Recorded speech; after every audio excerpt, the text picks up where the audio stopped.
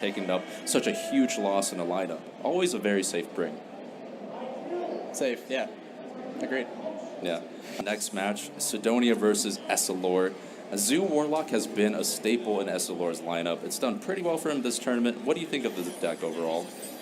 So it was really popular, right? Remember around like ESS time, like close to end of last year, which I guess was only like 2 weeks ago, but it was seeing a lot of play then. I think since then, people have really started to favor Control Warlock, with Cube Lock becoming very popular, and then variants, people realizing maybe I don't need the whole Cube package, but I can just still play that Possessed Demon Void Lord synergy, and that's been really powerful. So I feel like that deck's taken precedence, but Zoo's still powerful. It was powerful before, nothing changed, and Eselor's shown it by getting this far. Yeah, and here we've got a game on our hands. It seemed like Cydonia was going to run away with Prince Calcithon 2, but Eselor immediately answers with his own.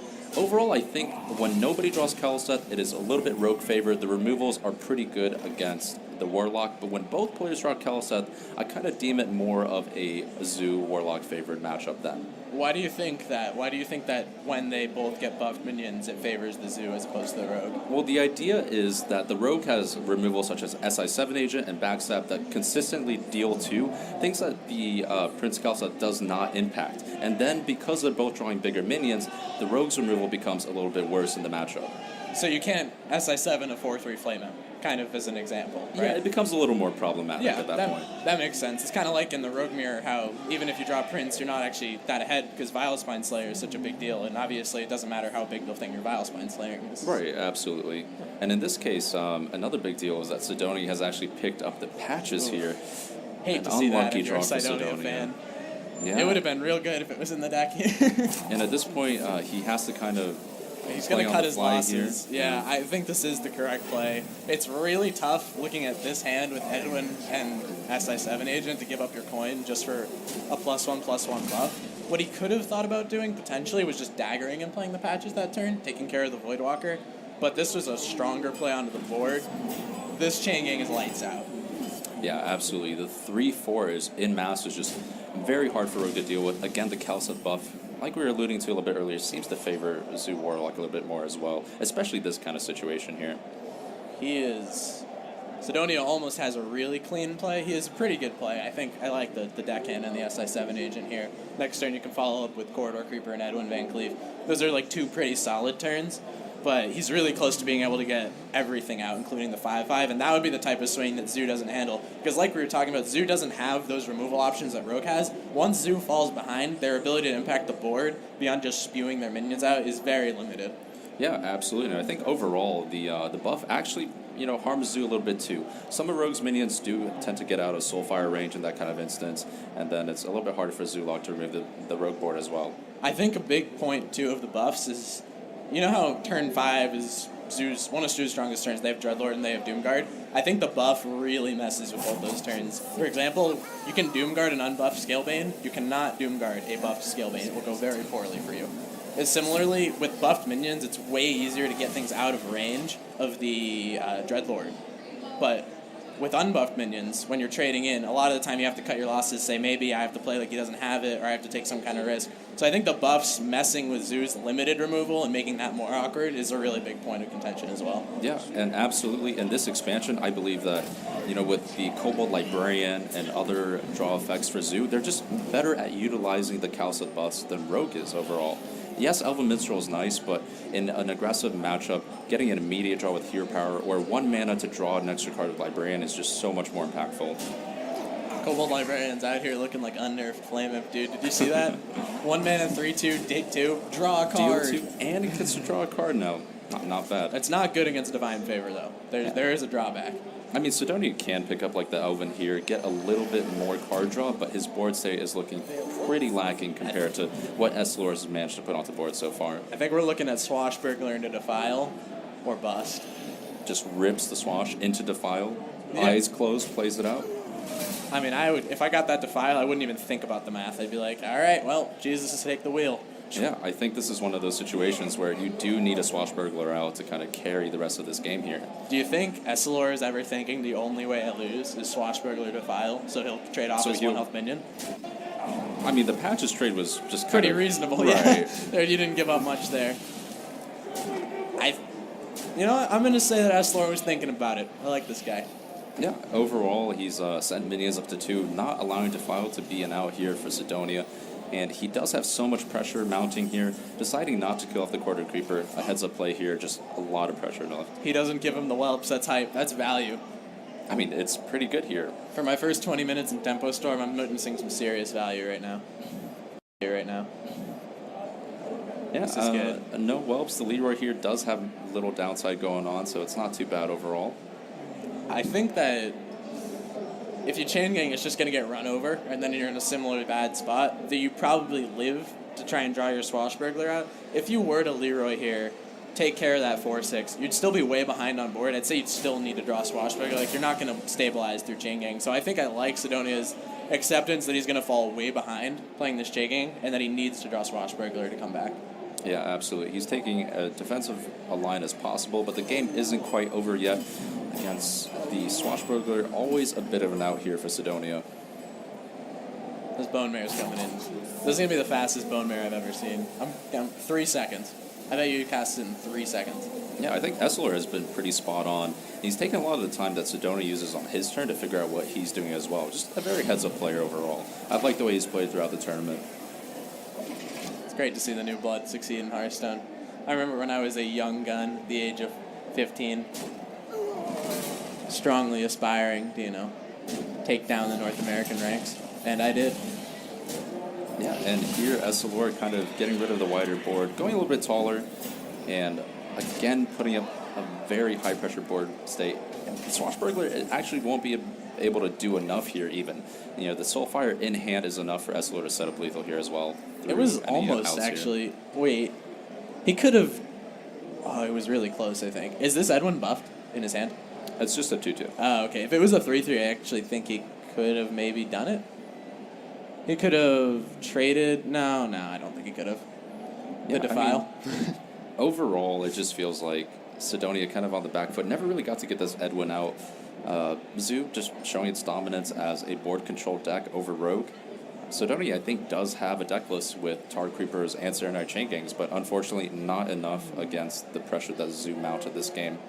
Taunts are great for stabilizing, but in terms of board control, we see that they're often understated. I think that this is the first time we've seen Taunt play a big role in metagames, and that's mostly because cards like Tar Creeper and Serenite Chain Gang are actually overstated for their cost on their turn. It's not just that they have Taunt. Bone Mare, if it didn't give Taunt, would still be an incredibly powerful card.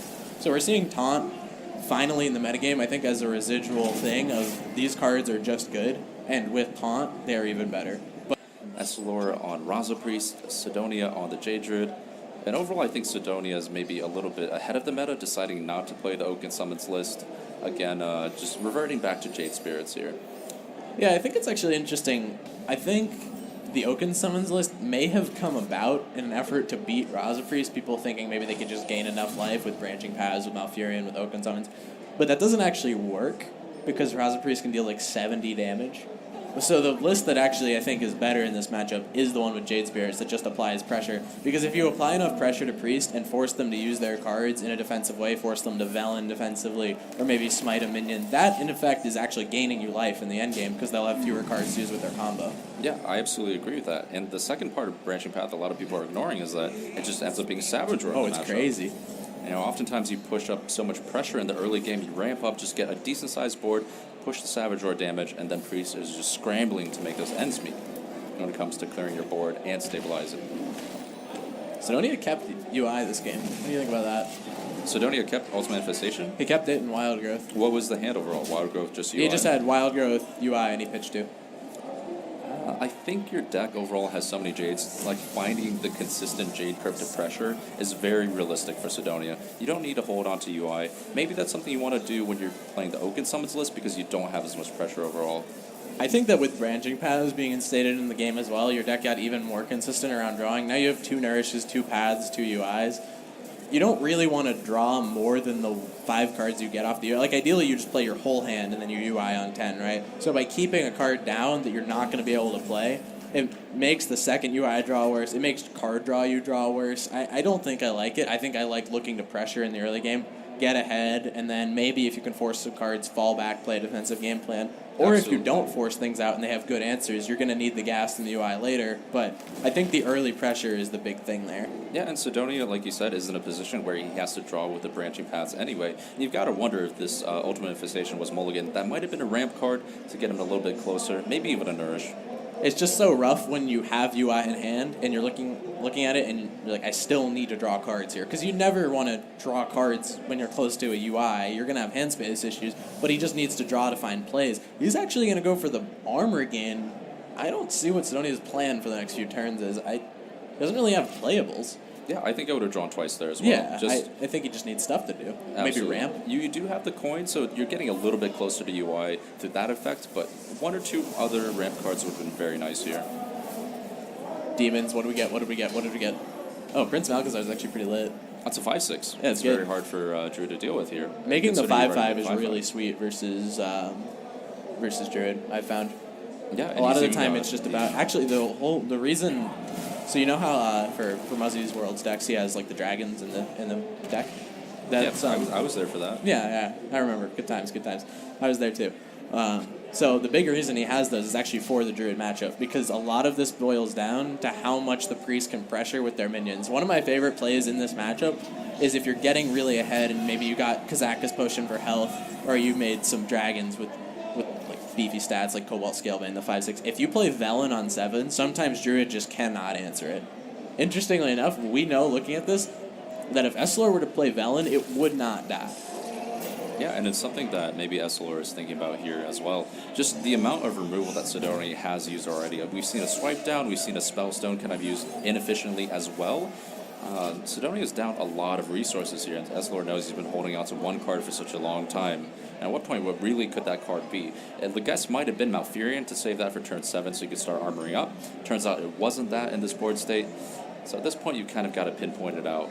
It's UI, it could be Swipe, it could be the other Spreading Plague. There are other cards it could be, but it's also a card he kept, right? He has Keeping a card. Swipe would be kind of ridiculous. Yeah, I think keeping Malfurion is quite reasonable in the matchup, but you kind of know it's not that after watching this turn. So yeah, you put him on UI here most of the time. There's not really a card that you would have kept that you wouldn't have had a chance to play at this point. Yeah, I think Malfurion overall is probably one of the highest winning cards against Priest. It's definitely a card that you're looking for to begin with, because if Malfurion is your bottom card, all the armor up in the world is not going to save you still. You're still going to need some extra tank up from Malfurion to kind of push yourself out of range against Priest. I think the thing I like about Malfurion is whacking him for 3. A lot of Priests are starting to tech in Geist for this matchup, so you need to go fast and try and kill them quickly, and just hitting them a bunch is going to help you do that. Malfurion, a lot of the time, putting up the taunts and then going face with whatever Jades you have in play, if you had a faster draw, can be really effective. It basically walls out their minions, because you're going into Dragonfire Potion turn, you're going into Psychic Scream turn. They want to, but it's awkward. If you put up taunts, they still need to use those AoEs, but then they don't get to use their minion attacks well. Yeah, and here for Eselor, no combo pieces yet in hand. Just kind of struggling to develop a board state that is going to suffice against the Jade Druid here. Yeah, I think he's just going to vomit some stuff out. I don't know. This Mass Dispel worries me. He wants to draw, obviously. He wants to find draws. He wants to find mana, but 4 mana to get a new card is going to be pretty rough. Yeah, and I like to play from Eselor here, eating up the extra 3/3, making it so that the Void Terror escapes Ultimate Infestation turn, and on top of that, setting up a board state where it's hard for Cydonia to UI anything but the Tar Creeper, which honestly is a pretty low. This was a really good setup. This was really smart, putting things to 6 health. That's actually like a super heads-up play, because he could have played the Akanai with all of his mana and had a 3/3 and a 3/5, but that would have been a lot worse here. Yeah, this was really, really good from Eselor. I'm actually really impressed by that. I think we should have picked up Eselor instead of you. He's doing quite well this game. Yeah, fair enough. All right. I mean, honestly, he has been one of the standout amateur players. He's done very well this tournament. Just being this deep as an amateur player is very impressive. Do you know when he got knocked to the lower bracket? He got knocked down in, I think, one of the starting rounds, but he's climbed all the way back up. Yeah, that's crazy. With the way double elimination works, if you lose early, you have to win a ton of matches. For example, if you're playing in about like an 100-person bracket, you can go 5-0 and make it to the top 8 of that bracket. Or if you lose in the first round, you're going to have to win 11 games to make it to the top 8 of that bracket, which is, as we know, pretty grueling. Yeah, it's going to double the amount of games that you play, and that is probably very discouraging for some of the amateur players, understanding that now every game you play only counts for about half as much. I'd really like to see him push all this face damage. That's my guy. Yeah, you're right. You guys should have picked him up. Ah, damn, he traded. Unlucky. Close. I think the trade there is reasonable, keeping the 6/6 alive. I don't think it was super necessary. The one thing it did was prevent hero power plus the 4/4 from killing that 5/5 off, which he could then trade in Wrath maybe. So it is a little safer, but 5 damage is worth a lot. I mean, it's a fifth of his life total. And considering he is, at the end of the day, going to need to burn him out with minions, he's not, or with the Raza Anduin hero power, he's not just going to get there with minions. The damage counts, and it will add up. Yeah, absolutely. And at this point, because Cydonia has played the UI, like Eselor knows that this is one of the few turns he is going to get minion chip damage left. The rest of these turns are going to be more or less just clearing up the board, staving off the Jade Druid pressure instead. One interesting thing that trade did actually as well was it played really well around branching paths, giving attack. But it depends. Maybe Eselor, if he didn't make that trade, is saying, I want you to branching paths, I want you to make trades, because then you're not gaining that 12 armor for later if we go long. It's just, I mean, that would just be such an upside as well for Eselor. Knowing that Cydonia has already played one branching path, being able to bait out the second one would do a lot for his overall game plan. All right, he's halfway there. He's like Bon Jovi. He's like Bon Jovi, right? That's the song. Halfway. Yeah. Oh. Halfway. Oh, where is that Anduin though? Psychic Scream coming out kind of early here. That was a lot of stuff. Branching paths was scary there. We know that he didn't have it, so he could have probably left things be and developed Raza for a turn. But, Jesus. Wait, he could make a power play here with the Aya if he wants. Aya into Voidlord. No respect for Anduin. It's kind of sweet. I might do it just because it's sweet. You can make a big Void Lord, saying. That would be a 3-14. That would be a 14-12? Yeah, that makes sense. Mass Dispel. It would have been so cool, though. Yeah. 14-12 and a 7/7, that's 21 damage tabled, plus the UI. That would have been a lethal setup.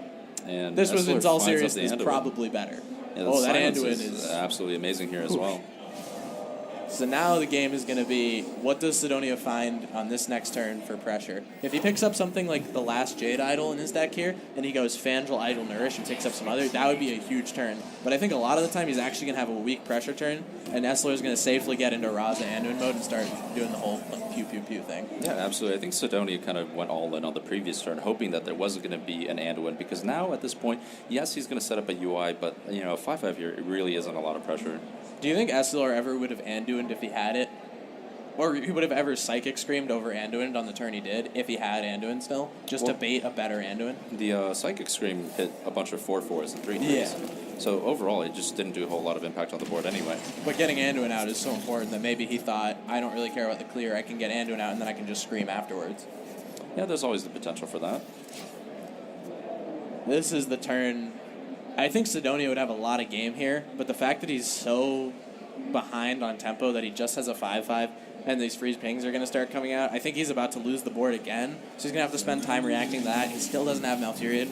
If he's going to win the 7/7, the Forgotten King is going to be a huge benefactor because it's just a free 7/7 onto the board. He needs to get Eselor on the back foot, force him to make some pings rather than just shooting damage to face, because as it looks, Cydonia is going to die.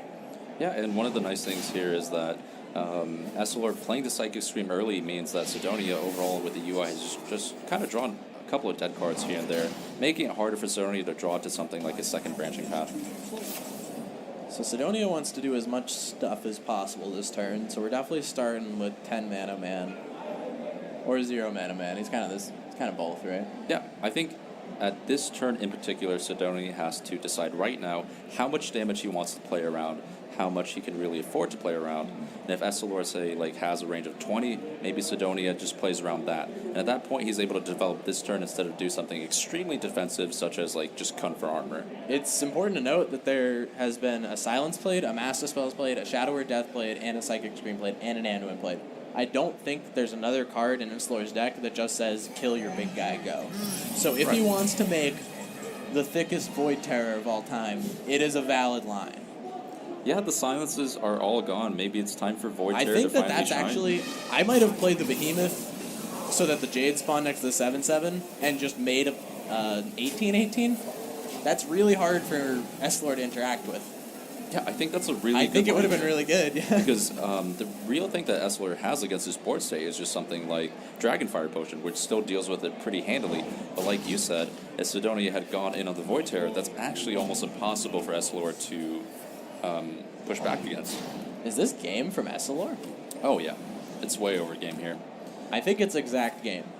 Exact game. It's exactly lethal. It is not way over. I think he has an extra 4 here. No, he doesn't have an extra 4. He pings him. He has the... No, he Potion pings Menace. it. Oh, okay. Well, it's 1 card over. It's not way. Way no, over. It's not way. He had an extra card that he didn't even need. Yeah, that's pretty cool, actually. Yeah. That's cool how he did that. Eselor making it look easy against J Druid here. Up 2-0 on Cydonia now. He's putting on a clinic on the professional players. Yeah, absolutely. And I think Eselor has made some pretty good plays overall. That game was clean. I liked what he did that game a lot. Yeah. The one thing that Eselor has really done over the last few series is he's proven how good he is at Raza Priest. And that's the deck that maybe stumps a few casuals until they get higher up in the level in terms of legend gameplay and just really testing that deck on ladder and getting its in and its outs. That's on 2. It takes a true champion to do something more complicated than that. To dagger on 2. To dagger on 2. Yeah, to play Seth on 8. Yeah. Speaking of daggering on 2, we are going into yeah, Rogue he's a Mirror true match champion. here. He is the Keliseth on 2. I take it back. He's doing it right.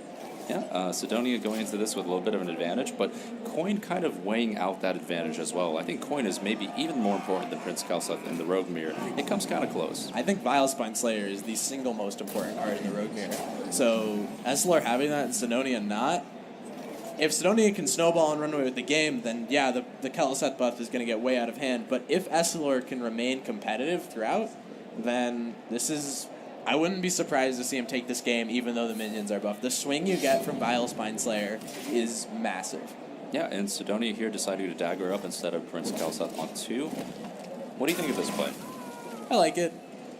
He can still play Prince in the deckhand, which is what he was going to do with all his mana anyway. So daggering now to get the patches and the swash out is fine. I didn't like Eselor playing the Swashbuckler on one, though. He had Firefly. I think that's much better to do that because it is better versus the dagger. If they dagger hit your Firefly, you can then play out the Pirate, and that gives you a 1-1 Firefly, a 1-1 Pirate, a 1-1 Patches, and then you can play the 1-2 as well, which is just a ton of stuff, and it's really awkward for them because they're like, there's too many things to dagger. I'm upset that I daggered. I need this charge. Yeah, absolutely. That's a way to kind of play around the dagger and just build a board state that kind of comes at Rogue at a different point in time, making it harder for them to react to it. Cydonia has a full clear. Neither person having Corridor Creeper is huge this game. Corridor Creeper at this point would be, let's see, I think a 3 mana? Maybe, no, 2 actually with the deckhand dying. Corridor Creeper being 2 mana here. Eselor, if he had it in his opening hand, could dagger that 2-1 and play a 1 mana Corridor Creeper, still have coin for Vilespine. That would have been massive. So, but neither person having it, it looks like they're going to have to play fair. Yeah, unlucky this game. And overall here, Eselor does have the Vilespine Slayer, but Cydonia does have an option to go wide on turn 4. He's really just looking for some way to combo this Elven Minstrel, and that should be lights out for Eselor here. He's had some unfortunate draws. The back-to-back Bone Mare, they're obviously very powerful when you land them, but the Rogue Mirror is mostly about the scrappy little things that you can do well. Taking an extra value trade, generating an extra 1-1. It's not actually as much about the big swings, except for Vilespine Slayer specifically. Yeah, and I think Eselor here going to go ahead and play Shuriken into the Edwin Van Cleave, making an Edwin right before something like turn 6, where a 1-drop and a Vilespine Slayer would counteract it, is pretty good. Yeah, this is good timing. There is some associated risk. You can get backstab Vilespine Slayer, but that is so much less likely than 1-drop Vilespine, and you're going to want to play this Edwin at some point. His hand is pretty dry. He's going to need the gas from the 6/6, and the nice thing about this Edwin is he can follow up with taunt minions. He can protect it well, and that's just powerful, making a big guy and then using your taunts to divert some attacks. That's a good setup. Yeah, speaking of the Vilespine Slayer, Cydonia does have that lined up for the next turn. Quite an easy way to take out the Edwin Van Cleave here. That backstab is big. I'd say it's still a competitive game. Eselor's going to need some serious gas to keep up, though. Cydonia has 2 Bone Mares, a Bone Baron. No, I'm not going to say that. But he's got a lot of skeletons. And then a Vilespine Slayer. Yeah, I mean, maybe the only thing Eselor has left going for him is that Cydonia's hand is a little bit clunky. He's drawn a lot of cards, but it's going to be a hard time to play it out here. Cydonia really looking to grind out the game here. Eselor really trying to push damage, especially with that Cold Blood in hand now. If Cydonia chooses to play the 3-4 here and doesn't, and just kills off a 3-2, Eselor can have one more really good turn. He can kill off that 3-4 with the Edwin. He can Vile Spine the other 3-4 with the combo at Elemental, and he can push some damage. He'll be ahead on board. He'll be almost completely out of resources, so then it'll just be up to Cydonia. I think I'd like to see Cydonia take a more defensive stance here. Killing off this Edwin is quite safe. You can follow up with the taunts afterwards. Using taunts as your means to fight here means that you'll wind up with non-taunt minions at the end of the game. But if you use your proactive minions while you have time to do so, then you're going to have taunt minions at the end when you need to stabilize, because I think it's quite clear that Cydonia has the role of the defender in this game. He has way more cards. They're all Prince Keleseth, but all he has to do is live and stabilize and get a couple powerful plays out. Yeah, definitely the name of the game here for Cydonia. Play defensive. I like the line with the Valspine Slayer. Eselor going to answer with his own at this point. Still maintaining full board control. I'd like to see him trade out here into the going into the Bone Return. Of course, Eselor does so. Playing very well. What do you think Eselor needs to come back? He just hasn't had that one turn where he can turn the corner and say, I'm going to go face this turn, and I'm going to deal a lot of damage. He hasn't really been able to get to that point because Cydonia has had powerful plays, and Cydonia has been very mindful of saying, I'm just going to remove what you do. I'm going to make sure that you don't run away with the game here because I'm getting too greedy.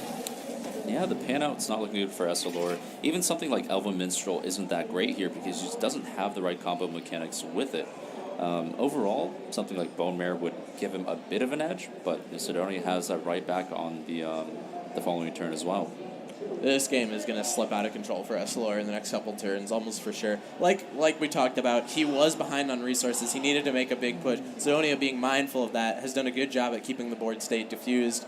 From here, I'd be amazed if Eselor could mount a comeback. In my mind, it would have to be some sort of swashbuckler shenanigans. Maybe swashbuckler Valera. And then you have, like, Swashbuckler off after the Valera. No, we already played one. Never mind. I think he would have needed to, like, swash Valera, get Valera, and then swash again, replay the swash, get, like, 2 cards, get, like, weapon buff Blade Flurry, and then... What are we even talking about here?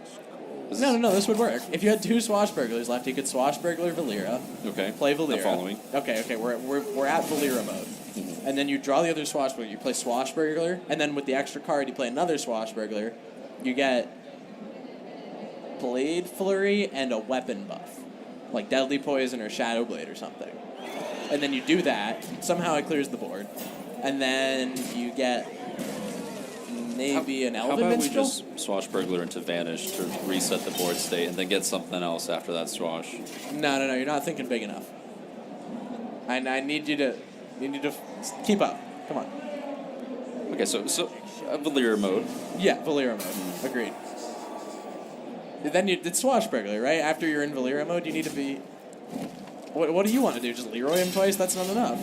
I don't know. I want to go Swashbuckler and then just go for the Vanish and then get Swashbuckler back. Oh, I see. Oh, so you can make a lot of Swashbucklers. Yeah, oh, infinite Swashbuckler lethal. I've seen this before. It's a common phenomenon, actually, yeah. Yeah. I mean, it's a very consistent pretty card. Standard, yeah. The whole making Swashbucklers concept, it's pretty tried and true. All right, yeah, I like your plan better. So... how's Eselor doing in the real world? We're waiting on Swashbuckler top deck here. Ah, jeez. No, he doesn't have the other one. He can't do it. He already played one. We established pretty early that this... Interesting that neither person ever drew Corridor Creeper. It's odd to see an aggro mirror play out without that card being one of the defining ones. Yeah, Corridor Creeper in any of these early game turns here would have just blown out the game. So many minions died on either side of the board. I think Corridor Creeper was coming out free from turn 3 onwards, basically. I respect that Eselor is a fighter. I think it's actually a really good mentality to have that you never concede, because it leads to you thinking, how am I going to win this game? What are my outs? Not, oh, do I lose yet? It's just, from a conceptual standpoint, I really respect that he's not leaving this game when he is very clearly super disadvantaged. Oh, and yeah. I think he would tell you that too, but just the principle. Oh, here we go. Okay, here we go. Vanish? Good enough. It's not bad. good enough. It's not good enough. I lied. All right. I had a dream. He's a fighter. That's all I'm going to say. This guy's going to do big things. Maybe not in Hearthstone. He's doing big things, though. Yeah, absolutely. I think the Swashbuckler there, A little bit of hope, but overall, Cydonia kind of ran away with the game. He had more resources. He played very defensively, knowing that Eselor only had a limited window to play the aggressor in that matchup. Good pacing, good recognition of role, some standard, Hearthstone jargon, pacing. Yeah. I'm an Eselor fan. I like Eselor too, dude. I just like that he didn't concede. I feel like a lot of people would have tapped out there. Well, it would have been reason. It's horrible. Just getting the maximum amount of information here. And Eselor back on the rogue up against Sidonia's Jadrude. And we're seeing that Cydonia actually has less defensive options, which can be a little bit worse in this matchup in particular. The Jade Spirits, they're nice, but unless you hit a nice chain of Jades, you'd rather actually have just the Oaken Summons build here. It's a fewer defensive options, not less. You count. Fewer? Yeah, it's fewer defensive options. It's okay. I I have my SAT coming up, so I'm getting ready. Oh, sick. That's another 1/1. His whole hand deals like 5 damage. If he could play it all right now, Cydonia would be fine. He's gonna need some more high impact cards. Oh, there it is. High. That's high. That deals like 17 damage if all the minions get played. He did good. Yeah, and Cydonia actually has a pretty strong defensive hand as well. Blossom into Blossom, giving him enough time to kind of ramp into the Spreading Plague, which thus far Eselor needs to be a little bit more mindful to play around it, trade off those early minions as early as possible. It's really interesting that Eselor continues to lead Swashbuckler over Firefly. In this matchup, I think it makes a lot of sense. It's just extra damage, and if the Druid's hero powering you, you're like, sweet, that's pretty reasonable. But I think in the more aggro matchups, you want to develop that Firefly earlier so you can pull the patches and get more influence on the board all at once. Yeah, absolutely. That's something in Roguemere particularly, because they know, they have the dagger up in that scenario as well. He chose to not. He had a pretty reasonable way to play around Slipe. He could have just played the 2/2 Swashbuckler he drew. Instead, he chose to deckhand. I've done this before where I just forget that it's buffed, so that could have happened, or he just valued the face damage a lot, which is reasonable. I mean, he's got Cydonia pretty low. I mean, the hand is definitely meant to pressure here, so I can understand Eselor kind of going for a more aggressive line. Here, we'd really like to see him respect Spreading Plague a little bit more, trade off some of the weaker minions so the Plague isn't as impactful, because you are going into a turn 6 scenario. I don't hate just not playing around it. Look at his hand. If he's going to play around it, what would he do? He'd trade off. He would still be really behind versus Spreading Plague if he played around it. I think if I were Eselor, I would probably make 7 minions here. No, I think Eselor is going to go for a more conservative 3 minions and try and set up something like a larger Edwin next turn. Giving a little bit of respect to Plague, but still, maybe still playing into a little bit too much. Well, my thing was, he did respect Plague to some extent, but I just think the Spreading Plague is still just nuts here. I think it's going to be really hard for Eselor to get through, because now you have a Firefly in hand. That's still an issue. I think gambling that there was no Plague and saying maybe this Firefly pushes the 2 damage I need, or something like that, and then following up with a big Edwin might have been a way to win, because he has this naturalize. He could have made a play that was very strong versus Jade Behemoth and just lights out bad versus Spreading Plague. I think it was a reasonable risk. It's a hard one to take, and it's hard to look at your position where Druid's kind of low and say, man, I probably never beat it, but I don't think it would have been insane to just say, I can't beat Spreading Plague this game, I'm not going to play around it.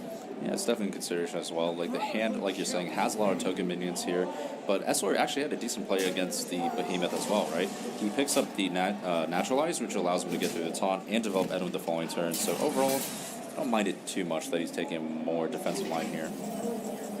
Cydonia doesn't have much removal on the turn, which would be really rough. If this Edwin were to die, he'd be in a bad spot, but this Malfurion is probably even better. Malfurion is a card that is so good versus aggro, I advocate keeping it with no other ramp and no other plays in hand, no matter what. Yeah, I think the story here is that Cydonia is also on that same page. Golden Malfurion crafted, always knows to keep it. You keep the golden cards, right? That's how it works. Oh, I've been doing it way wrong my whole career. Maybe that's why I went 1-2. Oh, okay, yeah. Good talk. So what do you think about Spiders here versus making more taunts? Well, Spiders is spicy, but it is a little risky here. So if he played out both the Fireflies, he has 2 just random cards in his hand. He's really unlikely to be able to combo a Vile Spine Slayer, so if you make Spiders, he's going to need 3 damage to get through before the Edwin goes in, and then you kill there. He would need just 1 source of 2 damage to kill them. And he does have a kill on the Edwin next turn with the Wrath and the Spellstone. He would just hate need this. SI or backstab. SI, Yes. backstab, comboed Vilespine, random Druid card usually deals 2 damage here. I think this is somewhat questionable, though it does actually gain you some life, because the 7/7 still has to hit the taunt. I don't know. I think it's really close. I advocate making spiders a lot, but here it's optimistic. Yeah, absolutely. I think Eselor, one of the cards that gets stuck in the Rokan is Backstab or something like that against the Jade Druid, so it's very often that Eselor might have just a random Backstab that just wasn't going to be useful this turn, unless it happened to be against spiders. I would have liked to see him make taunts. He has the kill on the Edwin, which is going to be a lot of the pressure, and he has this branching paths to gain even more life. I think overall he could have just healed a lot, had a lot of time to try and find cards like UI, Second Plague, maybe some Jades to start getting pressure. Where do you find is the best percentage here? Because Cydonia is actually faced in a position where he does want to draw a lot of cards. He has the Wild Growth, he has branching paths. Like, moving closer towards UI, I think, is a good way to win this game as well. Well, I'd definitely like to see him gain some amount of life and kill this 7/6 with that. So at upgraded least spells. one gain 6 Well, armor he off of could branching hero path. power and just gain the 3 and then shoot it, and then he could draw 2 if he wanted to. And now you're just kind of praying that you're I think top I'd like decking to. UI, I or- think I would like to see him draw at least 1 card here. He's gonna start by gaining 6 armor. You want to draw first. You have another Spellstone in the deck. Yeah, that's just There's the UI? mistake. Yes, Here we go. but I think that this was what I would have done, and I think regardless of that draw, he would have had to go Spellstone Wild Growth because it opens up him drawing the Forgotten King. He could draw Ultimate Imposition, and he's kind of behind. I think taking some sort of risk is important here. But yeah, the sequencing on that is a pretty minor thing. It won't really come up because you can't do anything in between the things, but if Spellstone was exactly that card he drew, then he did miss a buff on it, which could have mattered. Yeah, the buff would have been great. It could have taken out the South Sea Captain this turn. And that would have been a lot of pressure gone from the board as well.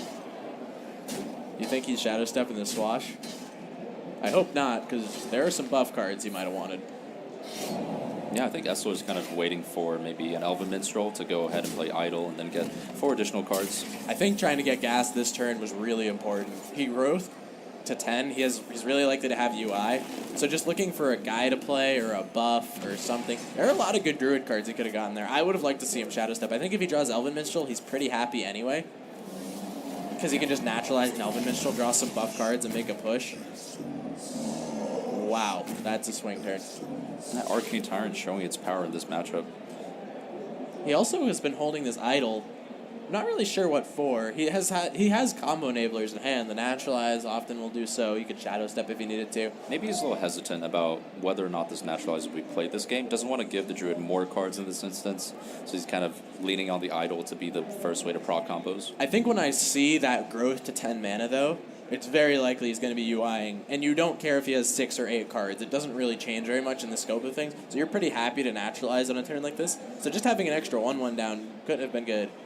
I think that Eselor may have underestimated how quickly this game was going to out of hand. Obviously, this was ridiculous. The 2 free 4/4s is a lot more than he probably bargained for. But I'd say even without these 4/4s, if he was just naturalizing, then Second Plague is very live, just defensive options, Jade, Behemoth gaining life. So I think maybe he was supposed to take a risk at some point here. I don't know if he recognized that he was actually starting to fall quite far behind, just because of how powerful a card like UI is. Yeah, absolutely. And I think Eselor at this point still is maybe banking on a win condition being something like Shadow Step Leroy. Again, just trading off the Swashbuckler, maybe going just for a lethal out with that. But again, he trades off some of the damage, so it's unlikely that he's going to get there this game. I don't think he can get there after those trades. I think he may have had to gamble there, push everything to face, hope he found the Leroy. Because the Leroy is buffed. It's 13 with the Shadow Step because it's 7 initially and then 6 on the rebound. And you can do it. You can naturalize a taunt. So if Cydonia, for whatever reason, got greedy, looked at it and said, oh, maybe I can just branching paths for attack and make sure I have a strong lethal setup behind a taunt, then he would have had a lethal out. But here, I feel like Cydonia is almost guaranteed to make a defensive enough play to where he will get out of range while still setting up lethal. And even if Cydonia did make a defensive play around Leroy with the spreading play, like we said, he does happen to have the naturalize, so it's a very hard card for Cydonia to play around even in that case. I think Cydonia forgot to play the Forgotten King this turn. Or he's holding it for the armor king. Oh yeah, he's just trying to, He's maybe trying to pick do up the value Fandral with the thing. It's Fandral. so sweet when it works. Now he should have played it. It's a 7/7. And the 10-10 would help set up lethal, but again, he does have a lot of It's damage. very unimportant. But yeah, I think he would probably tell you that too. He probably just looked at it and he was like, all right, I got to kill some stuff and set up lethal. And they saw a way to do it and he did it, which is fair. Yeah, and Eselor not being able to close with the Rogue here. A hand of Naturalized Jade Idol and Shadow Step. Maybe could have used the resources a little bit better, just pull the trigger on some of those hard... Okay. Oh, this is interesting. So Cydonia is classic Q block rather than the more popular Control Warlock, or as I've fondly dubbed it, Void Lord the deck. Void Lord the deck. Void Lord the deck is basically just Q block without Doom Guard. So you always get Void Lord, and then you make like 20 of them. Is that really the variant funny. that Cydonia is playing at the moment? That is the variant that Muzzy's playing at Worlds. I think Cydonia is probably playing the more traditional, but he does have N'Zoth. This is... It could be Void Lord the deck. We've seen no cards that aren't in Void Lord the deck yet. Well, a lot of those cards happen to overlap, so... Yeah, no, at this point, it's you kind of keep hard to most tell. of the package. You take out Doom Guards and you play some Twisting Nethers, pretty much. Yeah, we'll see with a few more life taps where Sidonia's deck list kind of ends up here. And Eselor here, double Quarter Creeper is fantastic. I think Eselor might actually go for Coin SI here as well. Eselor has consistently shown aggressive play, and I really like that. I think some players in a high-stress environment might be afraid to take risks like that. I've liked that he's just been pulling the trigger on a lot of things, coining this SI out. Maybe he doesn't have the most obvious follow-up, but he could find a backstab Cold Blood. He knows that he needs to be the aggressor in this matchup, and I think that's really cool recognition from him, because that can be hard. Like, you're in a really high-pressure situation, you're playing for a lot of money, so for him to be making these heads-up aggressive plays, I think is really awesome. Yeah, and I think overall, Cydonia, with the Mountain Giant in hand, it's no longer Void Lord the deck. It's going to be Cube Warlock, just kind of a standard ladder list. So for Eselor, I'm thinking, if my opponent Hellfires, is there any way that I can have both these Corridor Creepers out? And the answer is yes, he just has to play a minion.